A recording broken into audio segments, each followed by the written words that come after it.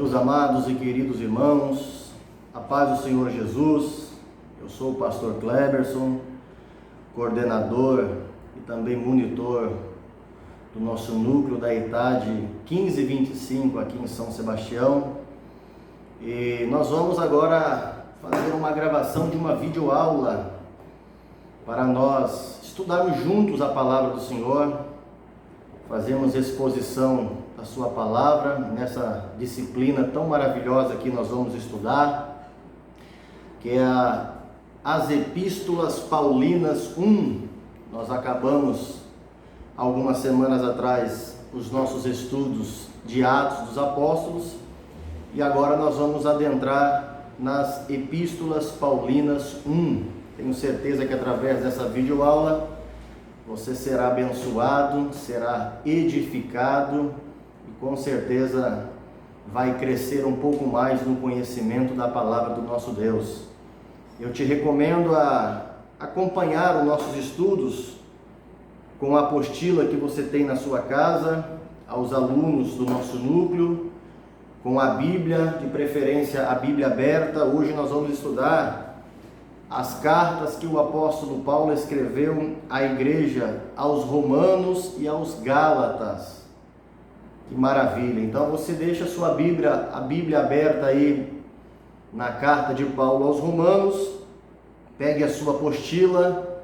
Eu recomendo você pegar um caderno de anotações, pegar uma caneta para estar anotando aquilo que você acha interessante, aquilo que é novidade para você, aquilo que é importante para o seu crescimento, porque a nossa memória ela é fraca e é necessário nós tomarmos nota para nós assim melhor memorizarmos. Mas vamos então dar início à nossa aula nestas primeiras lições.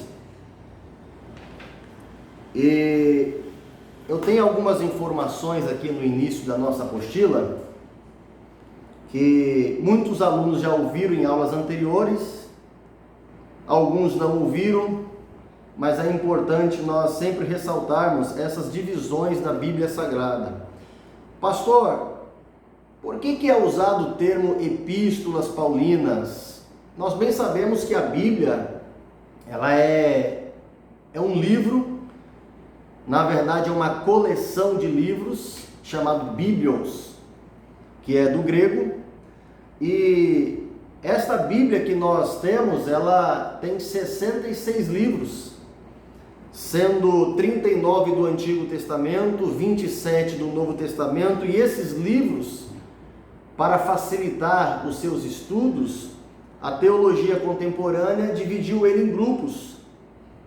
E os grupos que são divididos são chamados de livros da lei, são chamados de livros históricos, são chamados de livros poéticos, livros proféticos, e eu abro um parênteses aqui em relação aos livros proféticos para dizer que havia os profetas maiores e os profetas menores.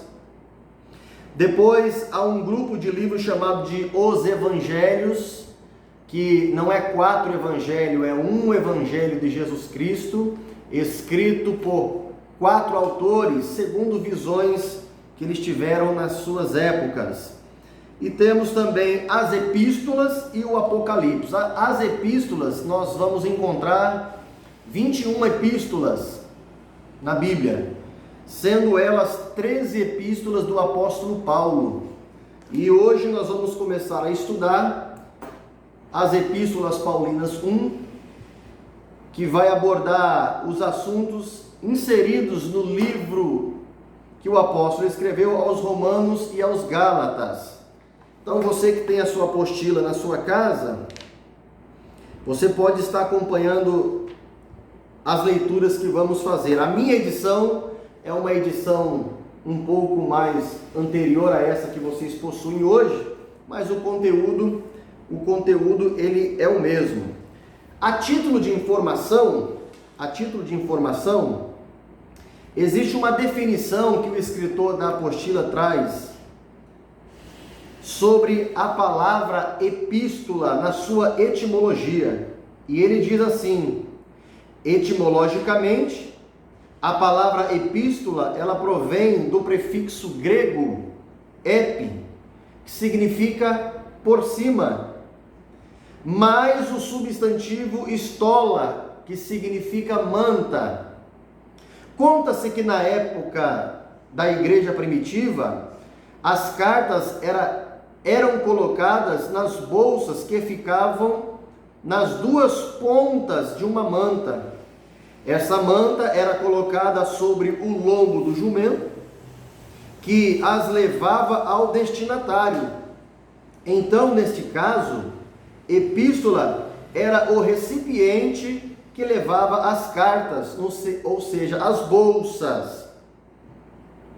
Semanticamente, convencionou-se chamar epístolas, que é do grego epistolé, de carta devido ao uso muito frequente desse termo.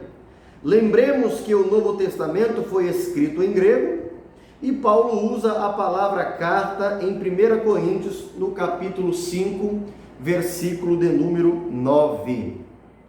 É muito interessante essa explicação, porque nos faz entender que a palavra epístola, que é conhecida também como cartas, ela não é a princípio aquilo que nós entendemos, um escrito em um livro, numa folha. Não.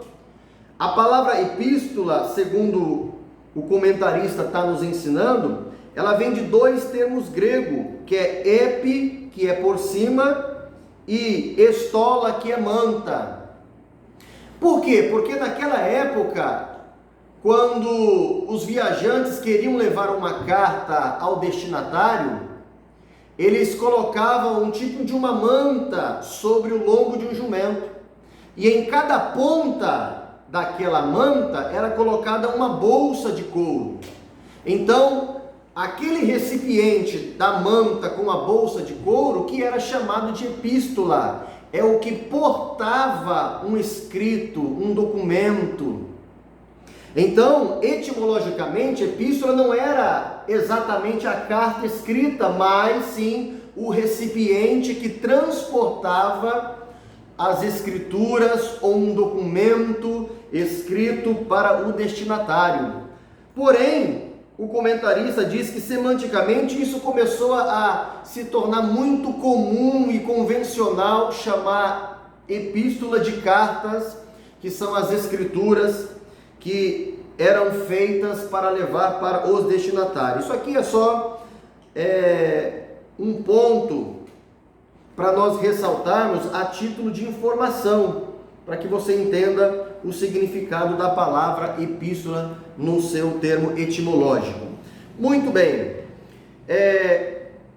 A carta aos Romanos, meus irmãos, nós vamos estudar nas nossas apostilas alguns assuntos como condenação dos pecadores, o texto de número 1, a lição de número 1. Depois nós vamos estudar sobre a justificação dos pecadores. Vamos estudar também sobre a santificação dos justificados.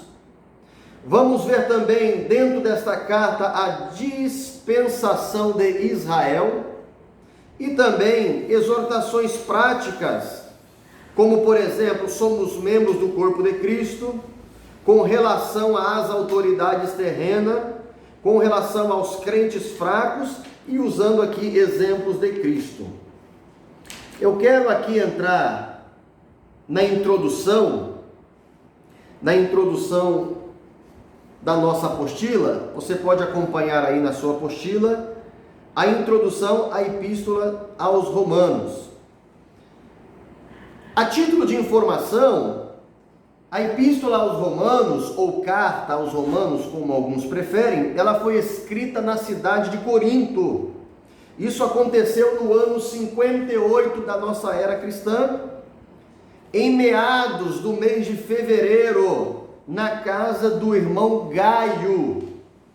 Essa carta ela foi escrita pelo irmão Tárcio, porém ela foi enviada a Roma por uma irmã viúva por nome Febe, que que ia tratar em Roma de alguns dos seus negócios particulares. Pastor, aonde que o senhor encontra essas informações? Queridos, muitas informações nós encontramos na própria Bíblia.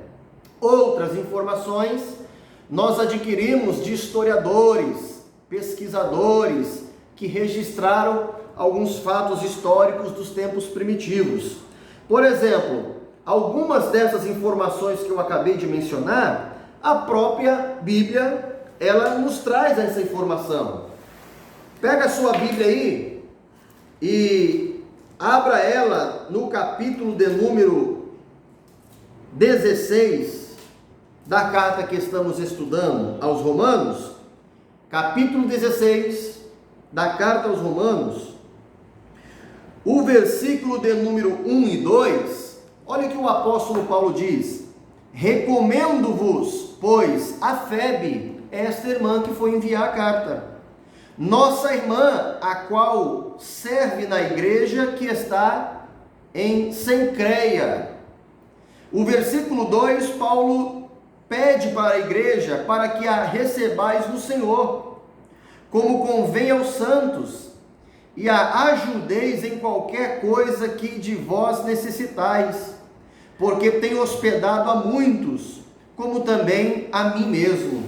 Então, os versículos 1 e 2 está nos dizendo que foi a irmã Febe que transportou, foi a portadora desta carta que o apóstolo escreve à igreja aos Romanos. Ela era uma viúva, crente, fiel. O apóstolo dá testemunho dela que por muitas vezes ela serviu o apóstolo Paulo, e aí Paulo manda ela enviar essa carta, uma vez que ela já estava de viagem para Roma para resolver alguns assuntos particulares, e Paulo pede para a igreja receber ela.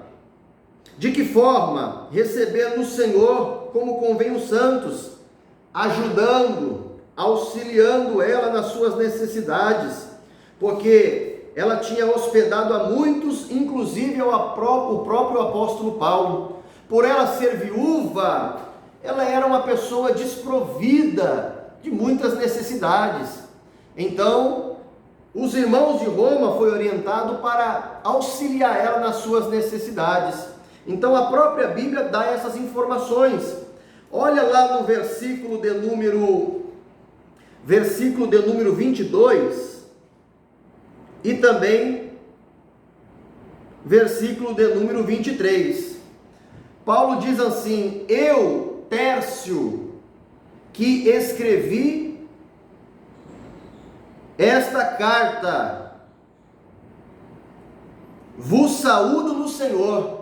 Então a própria Bíblia está confirmando que foi o irmão Tércio que escreveu esta carta aos Romanos. Espera aí, pastor, não está tendo uma contradição? Foi Paulo ou não foi Paulo? Paulo ditava, as palavras foi de Paulo, os ensinamentos foi de Paulo, toda a orientação inspirada pelo Espírito foi do apóstolo Paulo. Porém, nesta ocasião, o apóstolo Paulo pede para o irmão Tércio escrever esta carta, e esse irmão saúda no final da carta: eu, Tércio, que esta carta escrevi, vos saúdo no Senhor. E aí ele fala de mais alguns irmãos, saudai-vos Gaio, meu hospedeiro. Agora é Paulo falando. Gaio, que também é meu hospedeiro, vos saúda, e toda a igreja. Saúdo-vos Ernesto, procurador da cidade, e também o irmão Quarto. Então, Gaio era o hospedeiro do apóstolo Paulo. Paulo estava na casa dele em meados do mês de fevereiro, no ano de número 58 aproximadamente, e foi lá a origem da carta aos Romanos. Pastor, e o que essa carta vai tratar? Dentre os principais assuntos, ela vai tratar sobre justificação. É uma doutrina muito importante, todo crente tem que saber sobre a doutrina da justificação. Esta carta trata sobre a santificação, outra doutrina extremamente importante que todo crente precisa aprender. Vai tratar sobre a glorificação. Perceba que é uma ordem crescente. Primeiro Paulo trata da justificação. o pecador sendo justificado. Depois da justificação vem um outro processo chamado santificação, que nós vamos ver mais na frente sobre esse assunto. E uma vez santificado, aí o crente entra no novo processo chamado glorificação. Esta carta, segundo o escritor desta apostila diz, ela faz uma pergunta, ou melhor, ela traz uma resposta que é feita uma pergunta durante todo esse tempo da existência humana. Qual é, pastor? Como pode o homem ser justo para com Deus? Jó, patriarca Jó, no seu livro, ele perguntava: como pode o homem ser justo para com Deus? E esta pergunta, ela não tem se calado, gerações por gerações. Como um homem sendo fraco, sendo pecador, ele pode ser justificado diante de Deus? E aí o apóstolo vai trazer um ensino maravilhoso, poderoso, revelado, inspirado pelo Espírito, dentro dessa epístola que abençoou muito os nossos irmãos primitivos e tem abençoado também as nossas vidas nesse tempo contemporâneo. Aqui na minha apostila tem um parágrafo que diz aqui, a igreja cristã em Roma. Localiza aí na sua apostila e acompanhe a leitura comigo. A história eclesiástica, ela não registra o nome do fundador da igreja em Roma. Apesar disto, são muitas as conjecturas levantadas em torno de tradições, sugerindo o nome ou nomes de possíveis fundadores dessa notável igreja do primeiro século. Existem tradições que vinculam a origem da igreja cristã em Roma ao nome do apóstolo Pedro e Paulo, atribuindo a eles esta fundação. E aqui fica uma pergunta: quem foi que fundou a igreja de Roma? Quando que ela surgiu? Qual é o nome do seu personagem? No decorrer da história, existem algumas especulações, algumas ideias, alguns nomes sugeridos, e a história diz que dentre esses nomes, um deles é do apóstolo Pedro e outro nome é do apóstolo Paulo. Porém, a Bíblia não confirma isso. Não existe nenhum registro bíblico e nem registro histórico que confirme que a igreja de Roma foi fundada ou edificada por Pedro ou pelo apóstolo Paulo. Até porque nesta época o apóstolo Pedro ainda vivia em Jerusalém. Em Atos capítulo 15 vai falar de um concílio e esta é a mesma época, Pedro estava lá. Esse argumento, ele é dado muito pela Igreja Católica Romana para confirmar que Pedro foi o primeiro Papa. O bispado estava sobre o seu ombro, então eles usam esse argumento que foi Pedro que edificou a igreja de Roma, porém nenhum registro bíblico nem histórico comprova isto, e nem também do apóstolo Paulo. Mas pastor, então quem é que fundou a igreja de Cristo em Roma? Meus irmãos, certamente foi um crente anônimo. A maioria dos comentaristas são da opinião que possivelmente um crente que estava lá no dia de Pentecoste, em Jerusalém, quando o Espírito Santo desce, a Bíblia diz que Pedro, com muita veemência, autoridade, poder de Deus, faz exposição da palavra, explicando a profecia de Joel, que estava se cumprindo naquele dia quando o Espírito desceu. A Bíblia diz que havia pessoas de todas as nações, inclusive romanos. Olha só o que diz Atos capítulo 2, para nós comprovarmos o que estamos falando. Atos capítulo 2, deixa eu localizar aqui a referência. No versículo de número 10,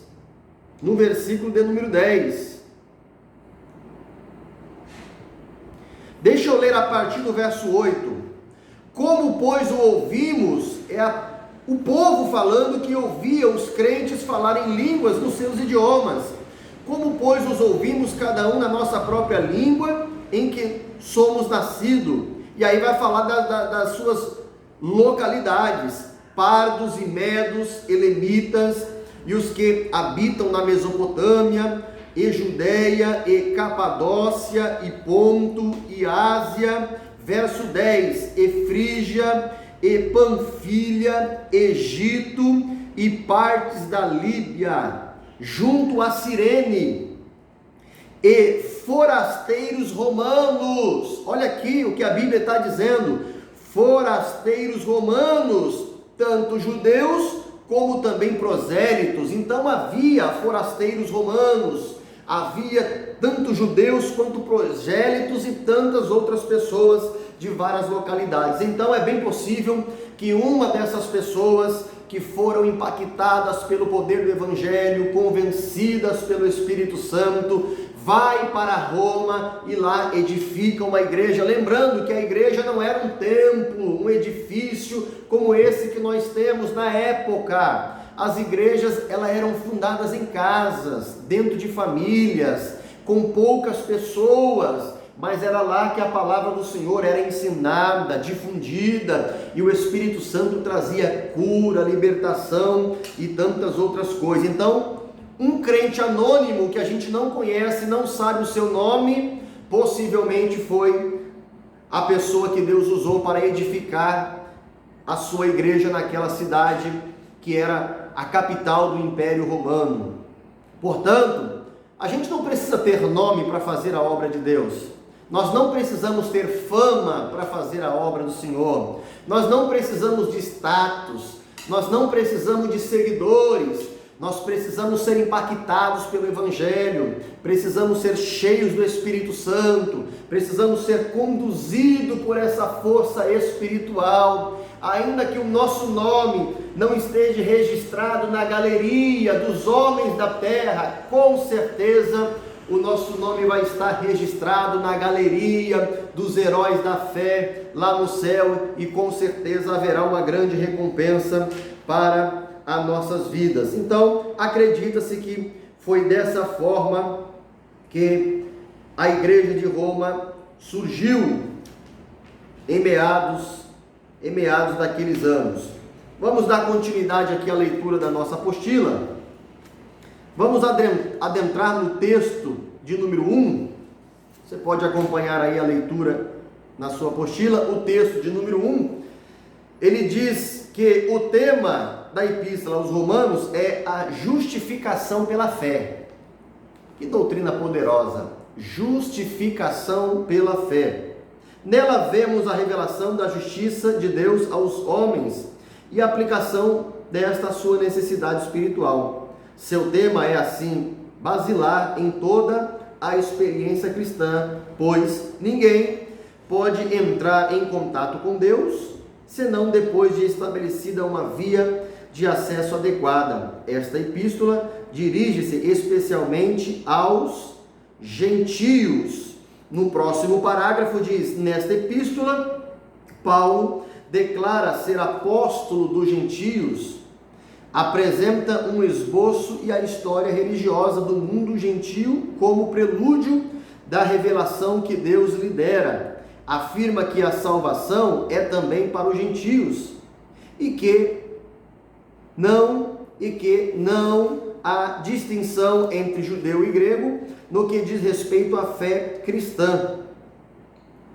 Deste modo, a epístola aos Romanos proclama que a salvação é em âmbito universal.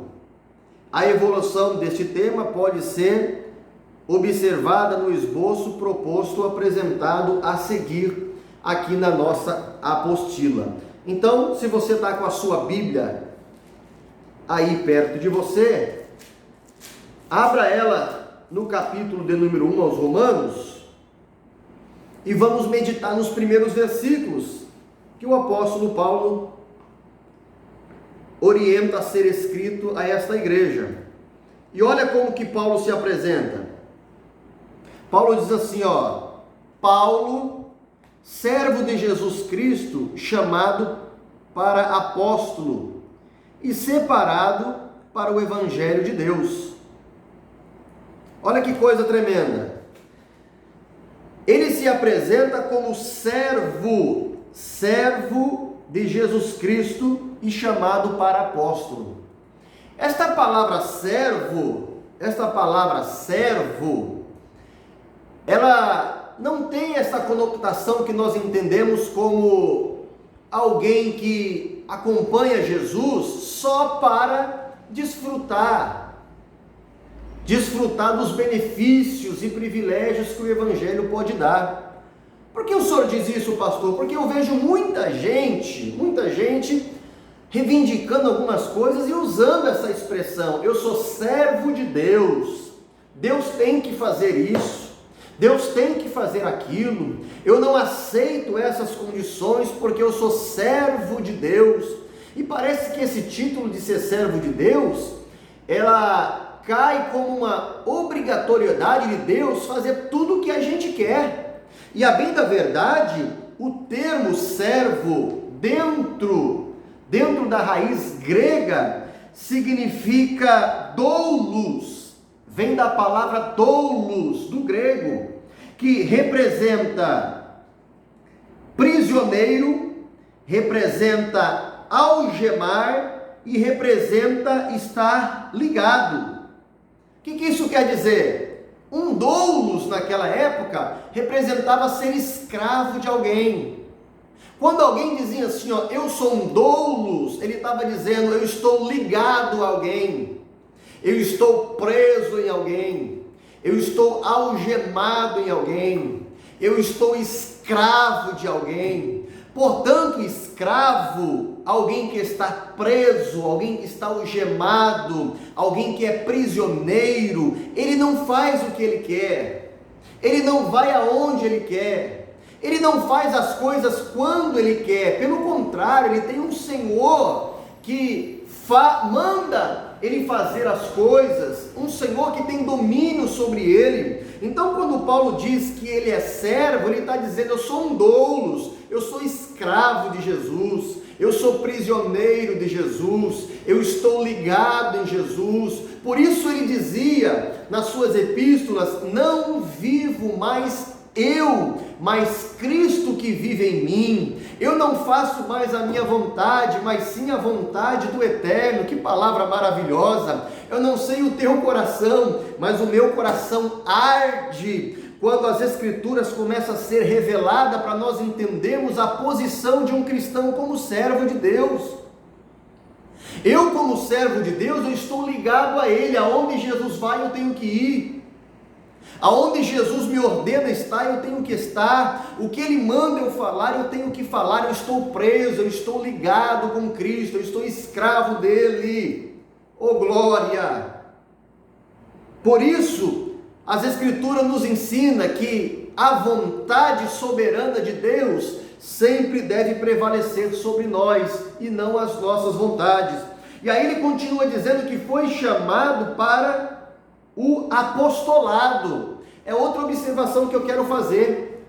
Paulo não andou com Jesus, mas tinha convicção de que foi o próprio Cristo que apareceu para ele no caminho de Damasco e lhe fez uma chamada pessoal para o apostolado. Então ele se apresenta como servo e também como apóstolo. Ele diz, eu fui chamado para o apostolado. Como isso é importante, meu irmão. Nós temos convicção da nossa chamada, do nosso ministério, para que Deus nos chamou. Pastor, por que isso é importante? Porque quando você tem convicção, por que Deus te chamou, para que Deus te chamou, querido, você pode passar por tudo, enfrentar tantas coisas. Isso não vai te abater, isso não vai te fazer parar, isso não vai te fazer desistir, porque você sabe quem você é no reino de Deus e por que você foi chamado.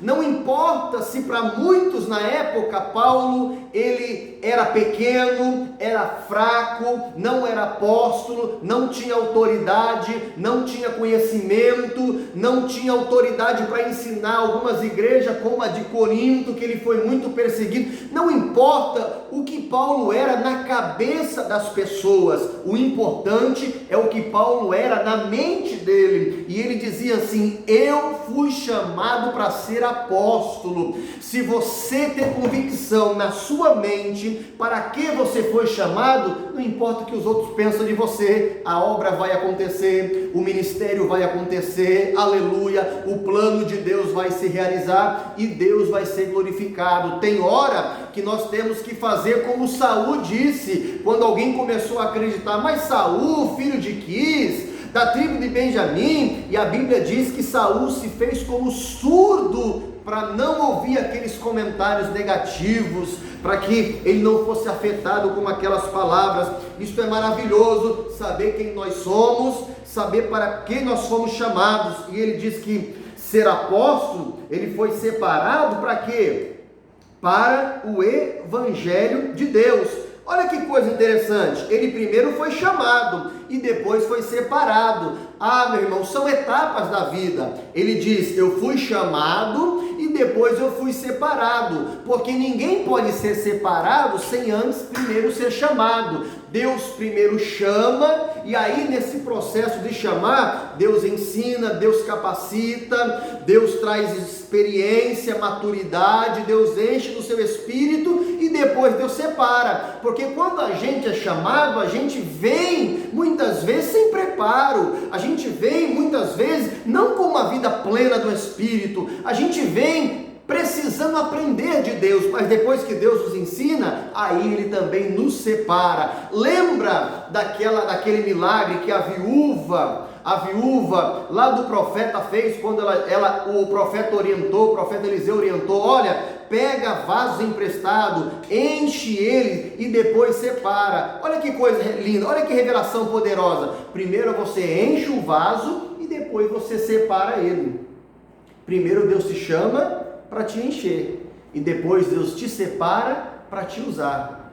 Oh glória! Talvez você esteja vivendo o tempo de ser chamado, é o tempo em que Deus quer se revelar para você, te encher do seu espírito, mas eu quero profetizar: se você crê, você receba, que vai chegar o tempo em que Deus vai te separar para uma grande obra, para a glorificação do seu nome, que é poderoso. Aqui, nesse segundo parágrafo que lemos, o comentarista da lição, ele diz que Paulo narra que a salvação de Deus, ela veio em um âmbito universal. Por que isso é importante? Porque Paulo queria quebrar da mente dos judeus essa ideia de que a salvação era só para eles, que eles eram o povo especial, zeloso, um povo que era diferente das demais nações e por isso Deus só se relacionava com eles. Pelo contrário, o apóstolo Paulo diz que a salvação, ela foi revelada de forma universal a todos os seres humanos.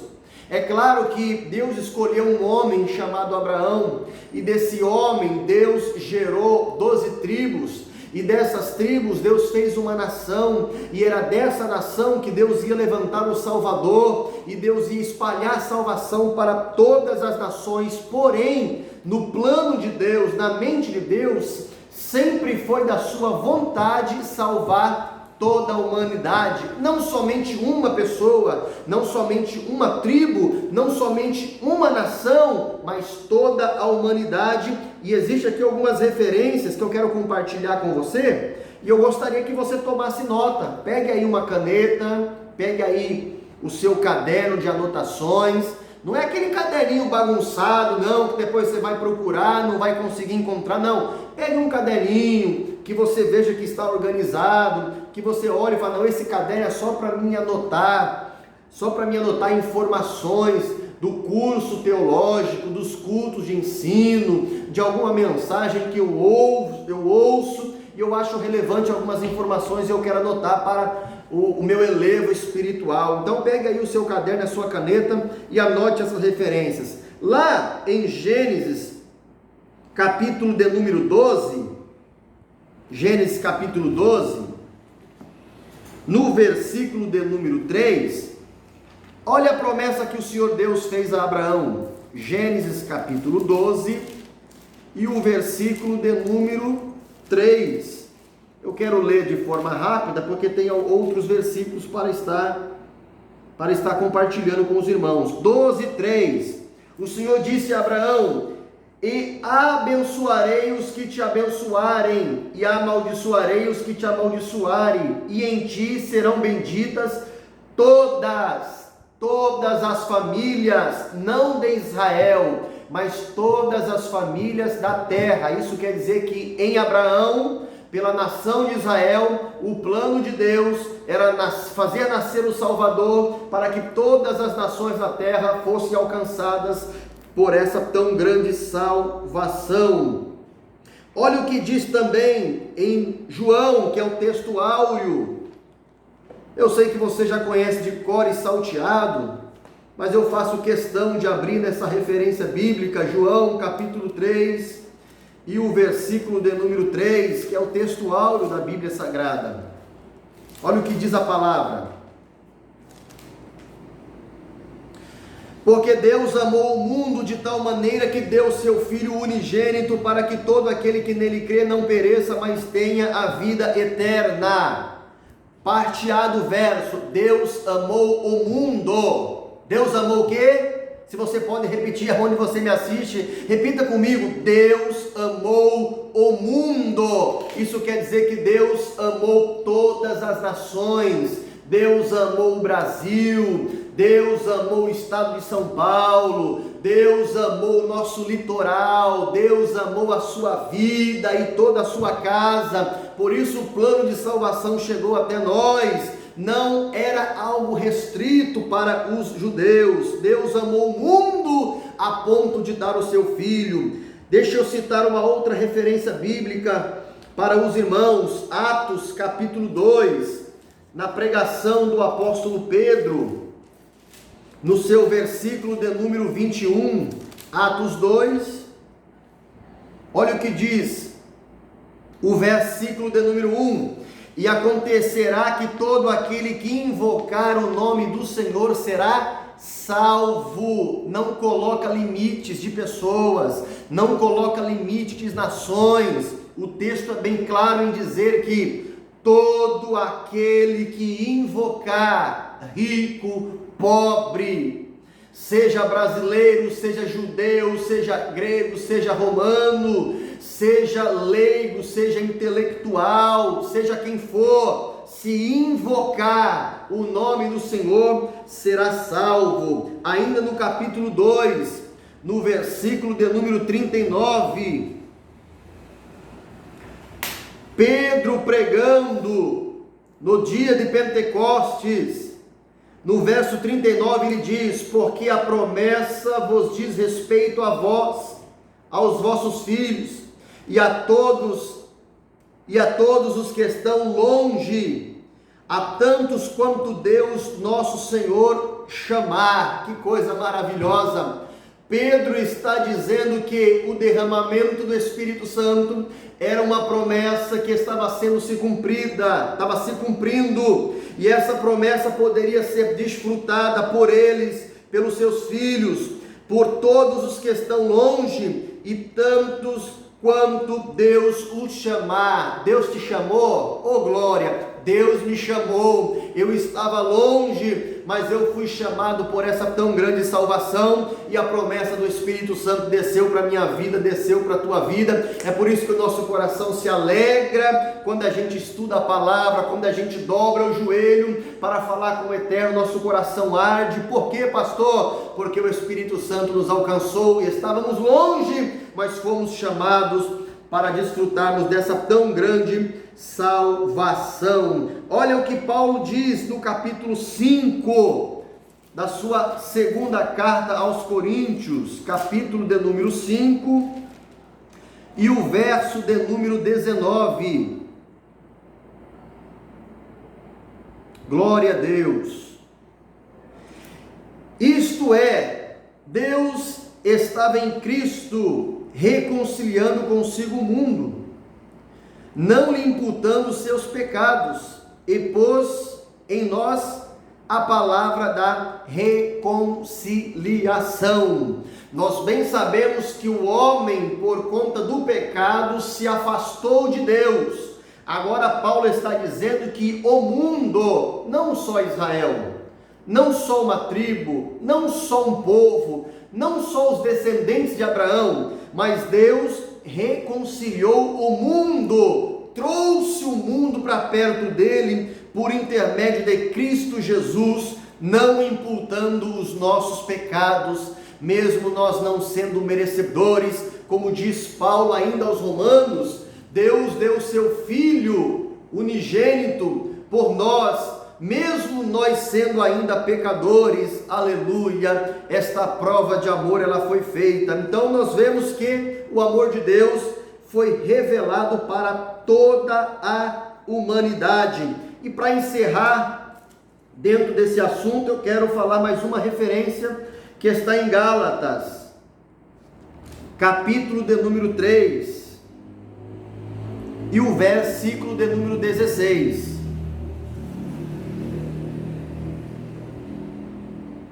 Olha o que o texto diz: ora, as promessas foram feitas a Abraão e a sua posteridade. Não diz e as suas posteridades, como falando de muitas, mas como de uma só, e a sua posteridade, que é Cristo. Pastor, me explica esse texto. O que esse texto está querendo dizer? Paulo está dizendo aos irmãos na Galácia, que é a próxima carta que nós vamos estudar, que quando a promessa foi feita a Abraão, Deus estendeu a sua promessa à sua posteridade. Mas Paulo está dizendo que essa posteridade, Deus não falou no plural, como se fossem os seus filhos, a multidão de filhos que Deus disse que daria. Pelo contrário, quando Deus fez a promessa à sua posteridade, Deus usou uma expressão no singular, e esta posteridade é Cristo. Ou seja, Deus fez uma promessa a Abraão que ia abençoar todas as famílias da terra, todas as famílias iam ser alcançadas pela sua salvação através da sua posteridade. E o apóstolo está dizendo que a posteridade de Abraão não é os seus muitos filhos, mas foi Cristo que veio dele. Então Cristo é a posteridade, que veio a bênção, que veio a salvação, que veio o perdão para toda a humanidade. E se você sentir vontade de glorificar a Deus, glorifique, porque Jesus é maravilhoso e nós não temos preço neste mundo para pagar a nossa salvação conquistada na cruz do Calvário, feita por Jesus Cristo.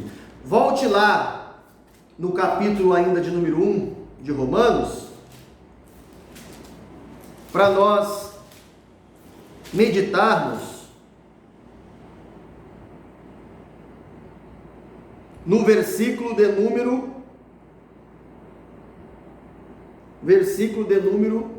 16.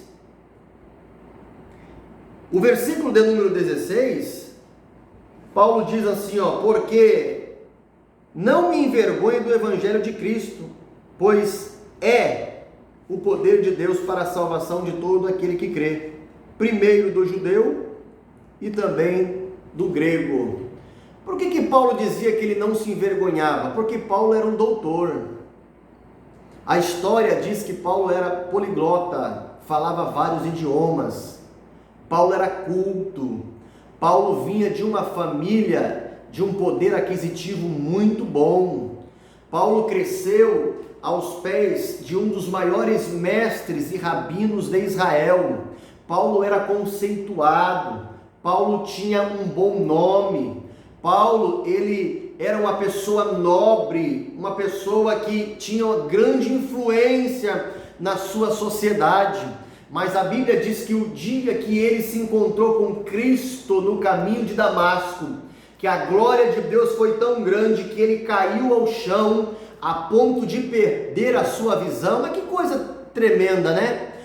A glória de Deus, quando se manifesta, não é para tirar a visão, na verdade é para dar a visão. Aleluia! Dar a visão. Então, quando Paulo perdeu a visão, é que Deus estava tampando a sua visão humana para abrir a sua visão espiritual. Naquele momento do seu encontro com Cristo, ele estava sendo impactado por aquele poder, de forma que a sua visão espiritual ia ser aberta, mas a sua visão carnal de conhecimentos humanos estava sendo fechada, ele ficou cego.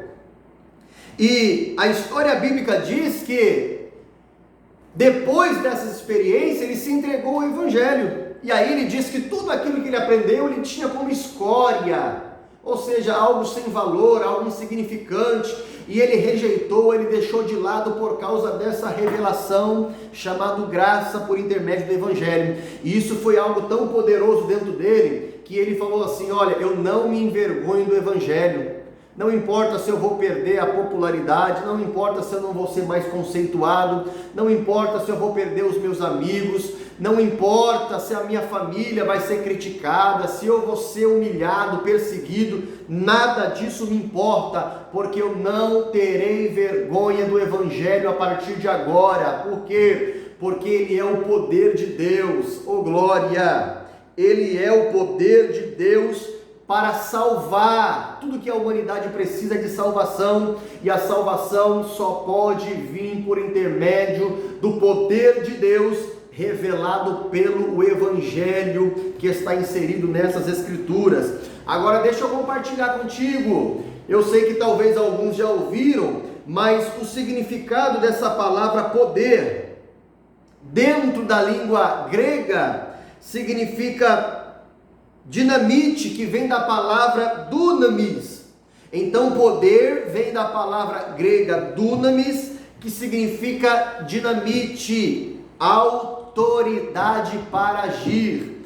Paulo estava dizendo: sabe por que eu não me envergonho do Evangelho? Porque ele é poder de Deus, ele é uma dinamite, ele é uma autoridade que Deus nos dá para agir em seu nome. Irmão, pensa comigo, para que serve uma dinamite? Dinamite serve para ser lançada no território do inimigo, para destruir todo o seu arsenal, para destruir todos os seus planos. O Evangelho tem esse poder. Quando a gente prega, é como se Deus estivesse liberando dinamite e poder no território do inimigo. Para quê? Para que as obras de Satanás sejam destruídas, os cativos sejam libertos e o seu nome seja glorificado. Agora, sabe qual que é o problema? A gente não usa essa dinamite, a gente não usa esse poder, essa autoridade. Se você porta algo, mas não usa, isso passa a ser inútil na sua vida. Se você tem um equipamento na tua casa de última geração, um equipamento de muito evoluído, mas você não sabe usar, ou você nunca usou, isso não vai ter utilidade para você, isso não trará benefícios. Assim é o poder do Evangelho, ele foi dado a nós através do Santo Espírito de Deus, mas se nós não usarmos esse poder, meus irmãos, ele não vai funcionar. Ou seja, receba a autoridade de Deus através dessa videoaula, que o Espírito Santo toque em ti, para que você acredite: eu sou um crente na pessoa bendita de Jesus, e o Espírito Santo desceu sobre mim, e eu preciso usar esse poder que me foi delegado, essa autoridade para expulsar demônios. Deixa eu dizer algo, tem muita gente que quando está diante de uma situação, ele corre para chamar um pastor, ele corre para chamar o missionário, o presbítero, porque parece que a unção de Deus está só sobre a vida desses. Não, meu irmão, todos aqueles que foram salvos na pessoa bendita de Jesus, lavado e remido no teu sangue, tem a unção do seu Espírito. O crente, por menor que seja, por mais fraquinho que seja, mas não vive uma vida de pecado, ele tem o Espírito Santo e a autoridade para repreender enfermidades, expulsar demônios, pregar o Evangelho e deixar o Espírito agir pelo poder da sua palavra. É dinamite, é autoridade para agir. Essa autoridade para agir representa a autoridade delegada de um rei para um príncipe. Então o príncipe, aonde ele vai, ele tem a autoridade do rei para agir em seu nome. É isso que Jesus disse para vocês ir pregar o Evangelho, porque eu já dei poder para vocês, para expulsar demônios, curar os enfermos, falar novas línguas. Se porventura beber alguma coisa mortífera, não fará mal algum. E esses sinais vão seguir vocês, porque é em meu nome que tudo isso vai acontecer. Eu dei autoridade para vocês. Vocês estão autorizados a prosperar, a ganhar almas, a curar os enfermos, a expulsar demônios, a libertar os oprimidos. Vocês estão autorizados. Pastor, por que eu não consigo ainda? Porque você ainda não está crendo de fato no poder desse Evangelho, ou você não está usando de fato esse poder que foi delegado a você. Passa a fazer isso a partir de agora, e você vai ver Deus fazendo grandes coisas na sua vida para a glória do seu nome. O texto 2 da nossa apostila vai estar abordando ainda do capítulo 1, a partir do versículo de número 18. E eu quero ler aqui esse primeiro parágrafo. Paulo começa a explicar sobre o Evangelho, apresentando a necessidade que o homem tem da salvação. Mostra que ele precisa ser salvo do poder do pecado e da ira de Deus. O homem deve reconhecer a sua necessidade espiritual antes mesmo de compreender as boas novas de Cristo, que são o caminho para lhe salvar. Deve também compreender a sua insuficiência e aceitar a suficiência do Senhor em salvar-lhe. Esse tópico está falando sobre a culpa dos gentios. A culpa dos gentios em relação à sua natureza pecaminosa. E como o homem precisa ser salvo e liberto do poder do pecado e também da ira de Deus. Aqui no versículo de número 18, olha o que o texto diz: porque do céu se manifesta a ira de Deus sobre toda impiedade e injustiça dos homens, que detêm a verdade em injustiça. Do céu se manifesta a ira de Deus sobre toda impiedade e injustiça dos homens, que detêm a verdade em injustiça. Ou seja, queridos, eu disse aqui numa live da igreja por esses dias que o céu governa a terra, nunca é a terra que governa o céu. Aqui Paulo está dizendo que a ira de Deus ela vai ser manifesta do céu. Por quê? Por causa da impiedade e injustiça dos homens. Como é que isso funciona, pastor? A Bíblia diz que existe um cálice, chamado cálice da ira de Deus. E conforme a humanidade vai se entregando ao pecado, esse cálice, ele vai subindo o seu nível. E quando o cálice da ira de Deus transborda, aí é o momento de Deus começar a derramar o seu juízo por conta da sua ira. Porque o cálice da sua ira tem transbordado.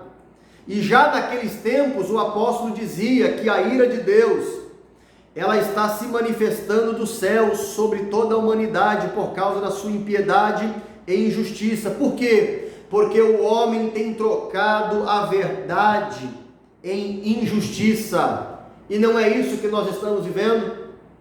O certo parece que é errado, o errado parece que é certo. Aquilo que antigamente era pecado, era escândalo, hoje parece que não é mais pecado, hoje não é mais escândalo, hoje é natural, se faz na frente de todo mundo, crianças, idosos. Hoje o nosso país, o mundo, vive uma depravação na área sexual e em tantas áreas imorais da nossa vida, e na mente cauterizada do homem, parece que isso é normal, trocou-se a verdade pela injustiça, porém o cálice da ira de Deus, eu não tenho dúvida que já está transbordando e já está muito perto de ser derramado. Deus vai tratar com essas pessoas que praticam a iniquidade, a perversidade em toda a área sexual e moral da sua vida. Parece que não vai acontecer nada, só parece, mas Deus está com juízo preparado. Deus está com juízo preparado. Eu coloquei aqui até uma referência de Hebreus capítulo 10, versículo 31, que diz: horrenda coisa é cair na mão do Deus vivo. Irmão, cair na mão do homem, ainda nós temos escape. Quando a gente cai na mão do inimigo, ainda a gente tem escape. Mas se cairmos na mão de Deus, a Bíblia diz que isso é uma coisa horrível.